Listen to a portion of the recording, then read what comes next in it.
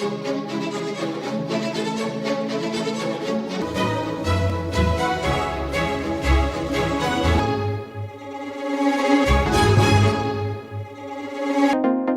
أنظار العالم يوم غد السبت 4 يوليو 2026 نحو ملعب هيوستن استاديوم في تكساس، حيث تشتعل الأرض تحت أقدام لاعبي المنتخب المغربي ونظيرهم المنتخب الكندي في معركة حارقة لا تقبل القسم على اثنين لحساب دور ثمن نهائي كأس العالم بأمريكا.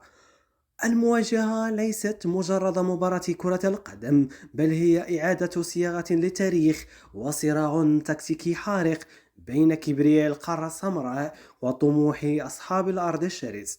صراع التاريخ، ذكريات قطر تلوح في الأفق.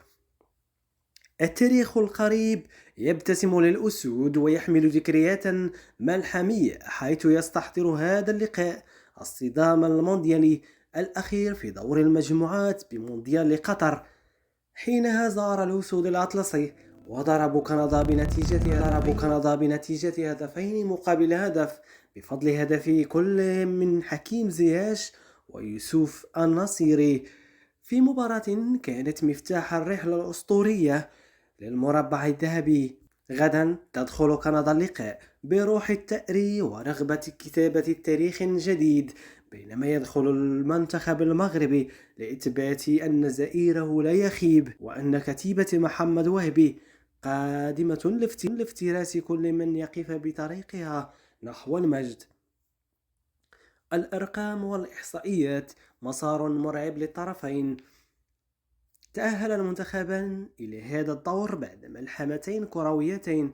المغرب يبصم على نسخة استثنائية، كندا تصنع ربيعها الخاص.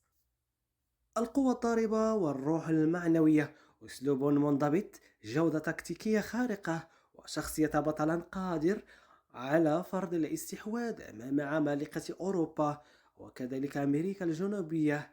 تأهل متصدرا مناصفة مع البرازيل ب7 نقاط في المجموعة الثالثة.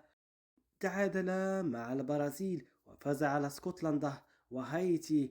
أطاح بهولندا في الدور الموالي بعد ملحمة دراماتيكية بركلة الترجيح بعد التعادل في المباراة بهدفين لكل منتخب، وفاز عليه بركلة الترجيح 3-2.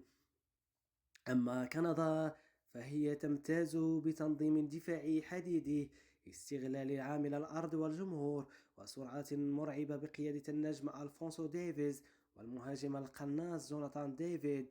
حصدت 4 نقاط في مجموعتها، فوز عريض على قطر ب6 دون مقابل، تعادل مع البوسنة، ثم تجاوزت جنوب إفريقيا بنتيجة هدف دون رد في دور الموالي.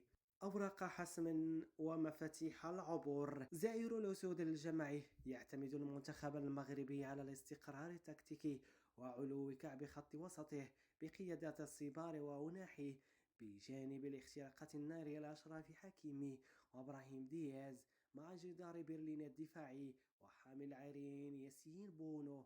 أما الاندفاع الكندي يدخل المدرب جيسي مارتنز بأسلوب هجومي ضاغط، معولا على سرعة ألفونسو ديفيز ومهارات جوناثان ديفيد صاحب الهاتريك في المجموعات، بالرغم من الضربة الموجعة التي تلقاها الفريق بكسر في ساق نجمه الوسط إسماعيل كوني.